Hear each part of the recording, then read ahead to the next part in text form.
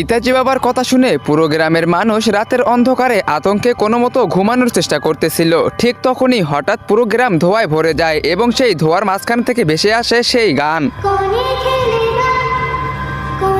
ধোঁয়ার ভিতর থেকে বেরিয়ে আসে সেই পুতুলটি। বাইরে এসেই পুতুলটি উচ্চস্বরে হাসতে শুরু করে। তার হাসির শব্দ শুনে পুরো গ্রাম জেগে ওঠে এবং সবাই ভয়ে চিৎকার করতে করতে এদিক ওদিক ছুটতে শুরু করে। তখনই ইতাজি বাবা পুতুলটির সামনে এসে চিৎকার করে বলে, এখান থেকে চলে যা, নইলে এটাই হবে তোর জীবনের শেষ রাত। পুতুলটি হেসে উত্তর দেয়, ক্ষমতা থাকলে আমাকে আটকে দেখা। এরপর সে আকারে বিশাল হতে শুরু করে এবং চোখ দিয়ে লাল লেজার রশি বের করে গ্রামবাসীদের উপর হামলা চালাতে শুরু করে। ইতাজি বাবা পুতুলটিকে থামানোর জন্য নিজের মন্ত্র দিয়ে আক্রমণ করেন, কিন্তু তার কোনো আঘাতই পুতুলের উপর প্রভাব ফেলছিল না। এরপর ইতাজি বাবা তার সবথেকে শক্তিশালী মন্ত্র প্রয়োগ করেন, কিন্তু সেটিও পুতুলের সামনে ব্যর্থ হয়ে যায়। এদিকে গ্রামবাসীরা সবাই ভয়ে হাঁটু গেড়ে বসে পড়ে এবং চিৎকার করতে থাকে। ঠিক সেই মুহূর্তেই আকাশ থেকে এক তীব্র আলো নেমে আসে এবং সেই আলোর ভিতর থেকেই বেরিয়ে আসে পিহু আর সাহুর। গ্রামবাসীরা আতঙ্কিত হয়ে চিৎকার করে বলে, আমাদেরকে বাঁচান, এই পুতুলটা আগের চেয়েও বেশি শক্তিশালী হয়ে ফিরে এসেছে। তখনই আহত